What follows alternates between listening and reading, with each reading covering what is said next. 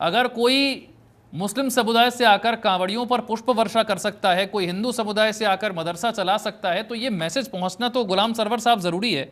लेकिन कुछ लोग तो हैं जो माहौल ख़राब करने की कोशिश में लगे हुए हैं धर्म के नाम पर। सबसे पहले मैं आपको बधाई देता हूं, जनतंत्र की पूरी टीम को बधाई देता हूं कि इस तरह के स्टोरीज़ को आप लाते हैं और देश के सामने रखते हैं।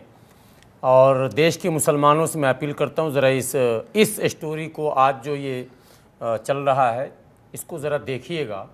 मेरा नाम हाफिज़ ग़ुलाम सरवर है। मैं बिहार के बेगूसराय के मुज़फ़्फ़रा गांव का हूं। बेगूसराय ज़िला, मुज़फ़्फ़रा गांव।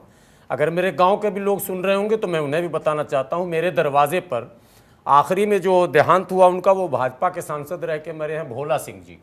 पहले वो विधायक थे, कांग्रेस में कई दलों में रहे, लेकिन भाजपा में बहुत दिनों तक रहे। हमारे दरवाजे पर अफ्तार पार्टी हुआ करती थी, वो सम्मिलित ही नहीं होते थे।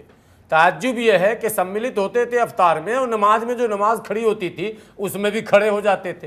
तो मुसलमानों का एक तबका नॉन मुस्लिम लीडरों को अफ्तार पार्टी में बुला के तो बड़ा खुश होता है कि वो अफ्तार पार्टी में हमारे आ गए। यहाँ वो तो सेकुलर लीडर हैं जी।